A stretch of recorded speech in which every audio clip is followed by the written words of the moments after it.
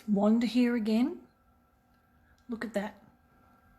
In a short time, I was able to quickly spread the gesso just around the spots that I was hiding to create a texture. And I noticed that when I very carefully scraped the palette knife or the scraper over the texture, the wet textured surface, I was able to almost give it like a wooden look. So if I step back from it like this, hang on a second, whoopsie daisies, banging into things, can you see that? So you can see the areas that I've chosen to keep.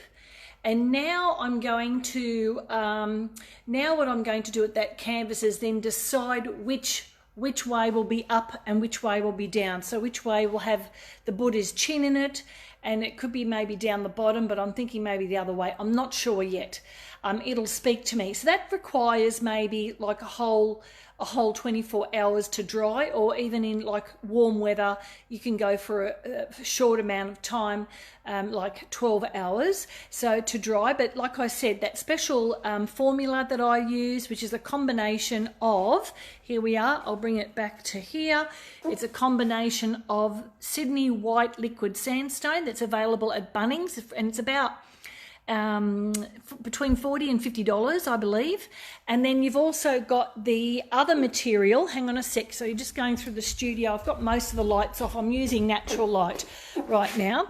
But here, this stuff here that I use for my students, can you see that? It's Montmartre modelling paste. And Marie's, the product Marie's, make that as well.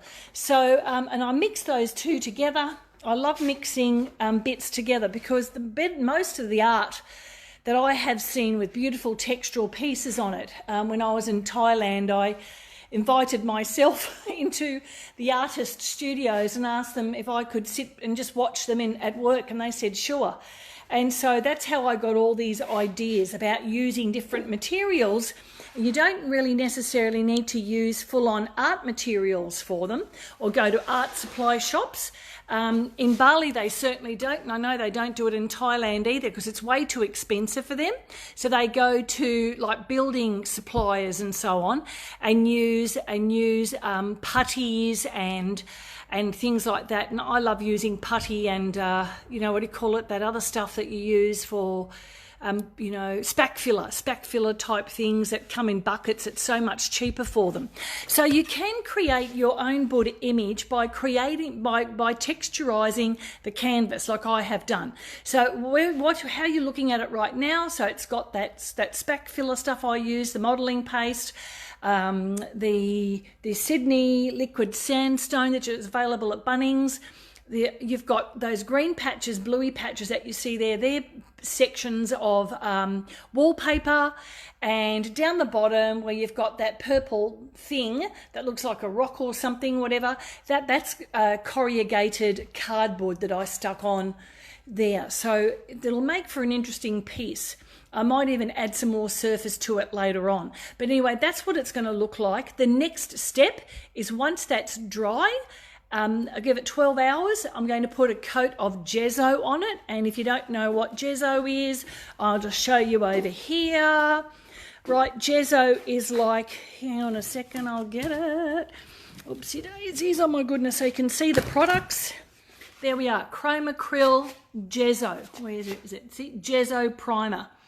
That, for a good painting, you need to put a couple of layers of that on your canvas before, but because I want it textured, I'm going to put just one layer for coverage for the colour that I'm going to create. It doesn't really matter, it just adds a bit more umfalada.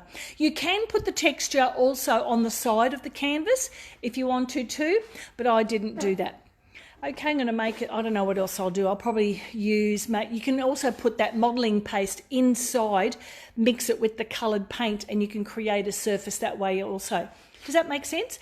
Okay, so this is step 3 in the process, drying time, and then I'll show you how to put the image on next. In the meantime, thanks for watching, and I'll talk to you later.